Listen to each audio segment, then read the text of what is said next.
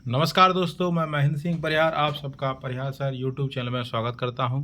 दोस्तों, current affairs की class ये एमपीपीएससी में आया हुआ प्रश्न देखते हैं और इसका पूरा इस प्रश्न का विश्लेषण करेंगे। बिल्कुल डिटेल में पढ़ेंगे इसको, इससे कौन कौन सी चीज़ें जुड़ी हैं वो भी हम देखेंगे।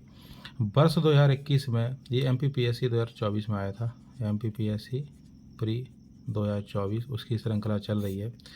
वर्ष 2021 में निम्नलिखित में से कौन सा चक्रवात भारत के पश्चिमी तट पर आया था? इसका ऑप्शन थे अम्फान, तौक्तो, मिचोंग और फानी। तो इसका आंसर तो वो क्या है, तो तौक्तो आया था। वर्ष 2021 में तौक्तो चक्रवात आया था जो अरब सागर से उठा था और पश्चिमी तट पर क्या है, आया था। तो एक तो है, जब आप भारत के नक्शे को देखते हैं तो इधर की साइड जब आप देखोगे तो क्या है, अरब सागर है, और इधर की साइड जब आप देखते हैं तो क्या है, बंगाल की खाड़ी है। और ये जो तट है वो कौन सा है, तो पूर्वी तट है, और ये जो तट है वो कौन सा है, तो पश्चिमी तट है। तो इसमें क्या दे रहे हैं कि तौक्तो चक्रवात आया था, अरब सागर से उठा था पश्चिमी तट पर, तो अरब सागर और पश्चिमी तट पर। अब बात करते हैं, कुछ बातें हमें याद रखनी है। जैसे इस चक्रवात के नाम का सुझाव किसने दिया था, तो एक देश है जिसका नाम क्या है, म्यांमार, उसने क्या दिया था, सुझाव दिया था। बर्मीज में इसका मतलब होता है गेको। बर्मीज में इसका मतलब क्या होता है, गेको होता है, जो एक बहुत ज़्यादा आवाज़ करने वाली क्या है, छिपकली है। 17 मई 2021 को गुजरात के दक्षिणी तट पर आया था। अगर डेट पूछते हैं तो कब आया था, 17 मई 2021 को आया था। इन्होंने तो सिंपल पूछा कि कौन सा आया था। इस चक्रवात से कितने लोगों की जान चली गई थी, तो 100 से अधिक लोगों की इसमें क्या हो गई थी, मृत्यु हो गई थी। इसे कौन कौन सी जगह देखते हैं हम, इसमें कौन कौन से राज्य, जैसे इसमें गुजरात, केरल, कर्नाटक, गोवा और महाराष्ट्र जैसे राज्यों को क्या हुआ था, नुकसान हुआ था। अगली बात करते हैं चक्रवात यास। देखो, 3 चक्रवात की बात और कर लेते हैं। एक है कौन सा, यास, एक है कौन सा, गुलाब, और एक कौन सा है, जावद। ये सब 2021 में ही आए हुए हैं। बस हमें याद रखना है कि जो यास आया है वो मई 2021 में है, गुलाब वो जो है वो सितंबर 2021 में है, और जावद जो है वो कौन सा है, तो दिसंबर में है। तो यास को याद रखेंगे, गुलाब में क्या दिया, सितंबर, तो ऐसे करके ट्रिक पर एक प्रकार की ट्रिक बना के याद कर लेंगे, यास 2021 में है। अब थोड़ी इससे संबंधित कुछ चीज़ें हम देख लेते हैं। जैसे एक होता है कि हवा, जो हवा चलती है वो किधर से किधर की साइड चलती है। तो जब हवा की बात की जाए तो हवा हमेशा उच्च दाब से निम्न दाब की ओर क्या करती है, गति करती है। एयर क्या करती है, निम्न वो उच्च दाब से हाई प्रेशर से लो प्रेशर की ओर, हाई प्रेशर से लो प्रेशर की ओर क्या करती है, गति करती है, वो हवा कहलाती है। वायु दाब को हम किस में मापते हैं, ये सिंपल सा प्रश्न है, पुलिस में आ सकता है कि वायु दाब को किससे मापा जाता है, तो बैरोमीटर से वायु दाब को मापा जाता है। बैरोमीटर में हाँ कुछ चीज़ देखेंगे, जैसे जो बैरोमीटर होता है उसमें जैसे हम देखते हैं तो एक होता है पारे का गिरना। पारा अगर गिर गया तो समझ जाना तूफान के संकेत है, तूफान आएगा। और पारे का बढ़ना तो साफ मौसम के क्या होते हैं, संकेत होते हैं। बैरोमीटर में पारे का अचानक गिरना और फिर धीरे बढ़ना तो बारिश के संकेत है। अचानक गिर गया और फिर बढ़ गया तो किसके संकेत हैं, तो बारिश के संकेत हैं। जब भी वायु गर्म होती है तो हल्की होकर ऊपर उठती है और फैलती है। तो वायु जैसे गर्म हो रही है तो ऊपर की साइड जाती है, और ऊपर की साइड जाने के बाद इस वायु हल्की तो है ही, तो ये क्या है, चारों तरफ क्या हो जाती है, फैल जाती है। एक बात है रखेंगे, जो प्रेशर होता है, जो दाब होता है, वो हमेशा टी का समानुपाती होता है। इसका मतलब ये है, समानुपाती का मतलब कि अगर पी बढ़ जाता है, पी मतलब दाब बढ़ जाता है, तो तापमान हमेशा कैसा होगा, कम होगा।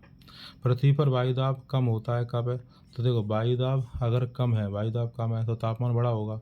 और तापमान मतलब क्या, टेम्परेचर, टेम्परेचर कब बढ़ता है, शीत ऋतु में कि ग्रीष्म ऋतु में, तो टेम्परेचर तो बढ़ेगा, कौन से में, ग्रीष्म ऋतु में बढ़ेगा। तो ये इसका क्या हो गया, आंसर हो गया यूपी PCS 2015-16 में ये आया था। कुछ बातें हम और देखेंगे इसकी, फिर और पढ़ते हैं। एक प्रश्न से ही सभी संबंधित चीज़ें चल रही हैं, पूरा विश्लेषण चल रहा है। चलिए कुछ बातें देखते हैं। जैसे हवा, ये तो बता भी चुके हैं, हवा उच्च दाब से निम्न दाब की ओर गति करती है। हाँ, चक्रवात क्या होता है, एक होता है चक्रवात जिसे साइक्लोन कहते हैं, और एक होता है प्रति चक्रवात जिसे एंटी साइक्लोन कहते हैं। चक्रवात घूमती हुई हवाओं का एक क्या है, विशाल द्रव्यमान होता है जो कम दाब वाले केंद्र की ओर घूमता है। जी हमें याद रखना है, किधर की साइड घूमता है, तो कम दाब वाले, मतलब अधिक से कम दाब वाले, अधिक दाब से कम दाब की ओर, अधिक दाब से कम दाब की ओर। तो दाब मतलब क्या होता है, प्रेशर। तो जब व्यक्ति का प्रेशर बहुत होता है तो उसका दिमाग वो है चक्कर लगाने लगता है, तो फिर वो क्या करेगा, हमेशा कम दाब प्रेशर को कैसा करेगा, कम करेगा। तो अधिक दाब से कम दाब, ऐसे करके ट्रिक प्रकार से याद कर लेंगे। चक्रवात जो घटना है वो कोई मानव के द्वारा नहीं है, यह एक प्रकृति के द्वारा घटना है, प्राकृतिक घटना है। यह तेज हवाओं, मूसलाधार बारिश और कभी कभी आंधी के साथ आता है। कौन? चक्रवात। चक्रवात उष्णकटिबंधीय या उपोष्णकटिबंधीय महासागरों से क्या होता है, शुरू होता है। तो ये भी याद रखेंगे, शुरू कहाँ से होता है, तो उष्णकटिबंधीय या उपोष्णकटिबंधीय महासागरों से क्या होता है, शुरू होता है। चक्रवात का व्यास 200 से 500, चक्रवात का व्यास कितना होता है, हाँ, चक्रवात का जो व्यास होता है वो 200 से 500 किलोमीटर के आसपास होता है। इतने एरिया में ये क्या आता है। और इसकी रफ्तार कितनी होती है, तो 28 से 32 प्रति घंटा, 28 से 32 किलोमीटर प्रति घंटा इसकी क्या होती है, रफ्तार होती है। तो जैसे चक्रवात की बातें कर रहे हैं तो लो प्रेशर, हाई, ये दिखाई दे रहा है आपको, लो प्रेशर है, ये कैसा है, हाई प्रेशर। तो हमेशा अधिक दाब से कम दाब की ओर जो होता है उसे क्या कहते हैं, चक्रवात कहते हैं। अधिक दाब से निम्न दाब इसे ही चक्रवात कहते हैं। गर्म हवा ऊपर की ओर क्या होती है, उठती है, तो हम पढ़ चुके हैं। चलो एक चीज़ हम और देख लेते हैं। एक होता है कॉरियोलिस बल, कॉरियोलिस बल। पृथ्वी के घूर्णन के कारण वायु की दिशा में एक विक्षेप उत्पन्न हो जाता है, इसे हम क्या कहते हैं, कॉरियोलिस, कॉरियोलिस बल कहते हैं, कॉरियोलिस बल कहते हैं। सबसे पहले इस विक्षेप का अध्ययन किसने किया था, तो जी कॉरियोलिस ने किया था। इस विक्षेपण बल को कॉरियोलिस बल कहा जाता है। इसमें याद रखना है कि एक है उत्तरी गोलार्ध, जो आपको दिखाई दे रहा है, उत्तरी गोलार्ध है। ये कौन सा गोलार्ध है, तो उत्तरी गोलार्ध है जो उत्तर में है, और नीचे जो हिस्सा है वो कौन सा गोलार्ध है, दक्षिणी गोलार्ध है।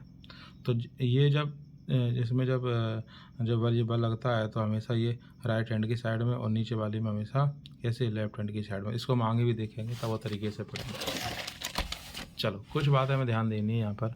चक्रवात के जब भी प्रकारों की बात की जाए कि चक्रवात कितने प्रकार का होता है, तो चक्रवात के दो प्रकार होते हैं। एक होता है उष्णकटिबंधीय चक्रवात, एक होता है शीतोष्णकटिबंधीय चक्रवात। थोड़ा सा दोनों में अंतर होता है। जो कर्क रेखा और मकर रेखा के बीच आने वाले चक्रवात को उष्णकटिबंधीय चक्रवात कहते हैं। तो यहाँ पर आप देखोगे तो ये जो बीच में है इसे कहते हैं भूमध्य रेखा। नीचे जो आपको दिखाई दे रही है इसे कहते हैं मकर रेखा, और ऊपर दिखाई दे रही है इसे कहते हैं क्या, कर्क रेखा। तो कर्क रेखा, और ये कौन सी है, हाँ, ये शीतोष्ण। अब इसमें देखेंगे ये वाला हिस्सा आपको दिखाई दे रहा है, ये इसे कहते हैं उष्णकटिबंधीय क्षेत्र। ये ऊपर है शीतोष्णकटिबंधीय क्षेत्र, फिर ऊपर शीत है, नीचे शीतोष्णकटिबंधीय क्षेत्र, नीचे क्या है, शीत है। इसे मान दिया 0 डिग्री पर है भूमध्य रेखा। कर्क रेखा 23.1/2 अक्षांश है, ये उत्तरी अक्षांश है।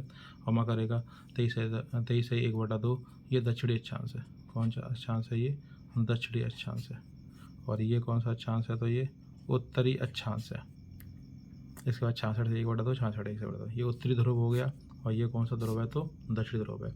उष्णकटिबंधीय चक्रवात क्या होता है, कर्क रेखा और मकर रेखा। तो कर्क रेखा कहाँ पर है, तो कर्क रेखा ये, और मकर रेखा कहाँ है, तो मकर रेखा ये। तो कर्क रेखा और मकर रेखा के बीच आने वाले चक्रवात को उष्णकटिबंधीय चक्रवात कहते हैं। तो कर्क रेखा और मकर रेखा मतलब इनके बीच आने वाले चक्रवात को हम क्या कहते हैं, इनके बीच आने वाले चक्रवात को उष्णकटिबंधीय चक्रवात कहते हैं। और शीतोष्णकटिबंधीय चक्रवात क्या होता है, उत्तरी और दक्षिणी गोलार्ध। कौन सा गोलार्ध है, एक है उत्तरी गोलार्ध और एक कौन सा, दक्षिणी गोलार्ध में 35 से लेकर 65। जैसे यहाँ जो मान कितना 66 है, ऐसे कितनी बात हो रही है, 35 से लेकर 65 अक्षांशों के बीच आने वाले चक्रवात को शीतोष्णकटिबंधीय चक्रवात कहते हैं। यह उत्तरी और दक्षिणी दोनों में आता है। तो यहाँ से बात करेंगे 35 से लेके 65, जैसे यहाँ 23 हो गया तो यहाँ ऐसे करके हो रहा होगा 35 से 65, ऐसे करके यहाँ हो जाएगा। चक्रवात के दौरान हम एक बात और याद रखेंगे, जब उत्तरी गोलार्ध और दक्षिणी गोलार्ध की बात करते हैं तो चक्रवात के दौरान उत्तरी और दक्षिणी गोलार्ध में हवा की दिशा क्या होती है, तो उत्तरी गोलार्ध में आपको दिखाई दे रहा है ये लो प्रेशर है, ये हाई प्रेशर है। और इसका विपरीत हो जाता है, इसमें देखोगे लो प्रेशर हाई प्रेशर है, लेकिन यहाँ पर आपको एंटी क्लॉकवाइज ये दो चल रही हैं, वो ऐसे करके हवाएं चल रही हैं, ऐसे करके। तो ये हो जाता है एंटी क्लॉकवाइज, मतलब घड़ी की विपरीत दिशा। और घड़ी कैसे चलती है, ऐसे करके। तो इसमें हाँ, इसमें ऐसे करके रहती हैं दक्षिणी गोलार्ध में। तो ये घड़ी की दिशा या कहते हैं क्या, क्लॉकवाइज। कुछ चीज़ें हम और देखेंगे जो चक्रवात से संबंधित है। हम पहले ही बता चुके हैं कि पूरा प्रश्न का क्या विश्लेषण है। विश्व के प्रमुख चक्रवातों के नाम, यहाँ से भी प्रश्न बन जाता है। तो भारत के आसपास समुद्री क्षेत्रों में इसे क्या कहा जाता है, तो चक्रवात के नाम से कहा जाता है। जैसे अपने यहाँ पर है, भारत में क्या कहते हैं, तो चक्रवात कहते हैं। ऑस्ट्रेलिया में क्या कहते हैं, तो बिलीबिली कहते हैं। ये पूछ सकते हैं कि बिलीबिली कहाँ पर कहते हैं, तो जैसे अपने यहाँ चक्रवात, तो वहाँ पर बिलीबिली कहा जाता है। चीन में और जापान में टाइफून कहा जाता है। याद ऐसे रखेंगे, चीन के और जापान के लोग क्या लगाते हैं, टाई लगाते हैं। तो चीन और जापान में टाइफून कहा जाता है। यूएसओ में टॉर्नेडो कहा जाता है। मैक्सिको, फ्लोरिडा और वेस्ट इंडीज, इसमें हरिकेन कहा जाता है। कुछ बात हमें और याद रखनी है। सबसे खतरनाक चक्रवात कौन सा है, तो सबसे खतरनाक चक्रवात है टॉर्नेडो है। अच्छा, टॉर्नेडो भी समुद्री भाग और मैदानी भाग है। समुद्री भाग में तो इसे टॉर्नेडो बोलते हैं और मैदानी भागों में इसे कहते हैं टॉर्नेडो एली कहते हैं। हरिकेन, हाँ कुछ बात हमें याद रखनी है। जैसे जो टॉर्नेडो है, कौन सा है जी, टॉर्नेडो, इस टॉर्नेडो फुजीता स्केल से मापते हैं और सेफिर सिम्पसन से हरिकेन को मापते हैं। सेफिर सिम्पसन से हम क्या मापते हैं, तो हरिकेन को मापते हैं। चलो, ये तो हो गई चक्रवात की बात है। अब हम कुछ पढ़ेंगे प्रति चक्रवात। चक्रवात का बिल्कुल विपरीत होता है क्या, प्रति चक्रवात होता है। जैसे चक्रवात में हम पढ़ रहे थे कि जो हवाएं होती हैं वो हाई से लो की तरफ, मतलब उच्च दाब से निम्न दाब की तरफ चलती हैं, और प्रति चक्रवात में हाई से कहाँ की तरफ चलती हैं, तो लो की तरफ चलती हैं। चक्रवातों में तेज बारिश होती है। प्रति चक्रवातों में क्या होता है, मौसम साफ रहता है। चक्रवातों के दौरान होने वाली जो बारिश होती है उसे नाम दिया, उसे फ्रंटल वर्षा कहते हैं। और प्रति चक्रवात में हवा की दिशा चक्रवात की हवा की क्या होती है, विपरीत होती है। तो याद रखना, फ्रंटल वर्षा कैसे कहते हैं, चक्रवात के दौरान जो बारिश होती है। तो ये भी हमें क्या रखना है, याद रखना है, चक्रवात के दौरान बारिश कैसी होती है। चलो आगे कुछ बातें और हैं, कुछ पॉइंट और रह गए इसमें। जैसे एक हम देख रहे हैं महत्वपूर्ण तथ्य हम देखेंगे, उत्तर पश्चिम प्रशांत महासागर में पृथ्वी पर सबसे ज़्यादा चक्रवात जन्म लेते हैं। अगर प्रश्न आता है कि चक्रवात सबसे ज़्यादा जन्म कहाँ लेते हैं, तो उत्तर पश्चिम प्रशांत महासागर में पृथ्वी पर सबसे ज़्यादा क्या लेते हैं, चक्रवात जन्म लेते हैं। दूसरा, उष्णकटिबंधीय क्षेत्रों में दक्षिणी अटलांटिक सागर और दक्षिणी पूर्वी प्रशांत क्षेत्रों में चक्रवात उत्पन्न नहीं होते, क्योंकि यहाँ पर समुद्री सतह का तापमान बहुत कम होता है, मतलब दाब अधिक होता है, इसलिए प्राय चक्रवात नहीं देखने को मिलते हैं। टी स्केल पर चक्रवातों की शक्ति का क्या होता है, मापन होता है। तो आज ये दूसरा जो प्रश्न था जो 2024 पीएससी प्री में आया था, उसका संपूर्ण हमने विश्लेषण देख लिया है।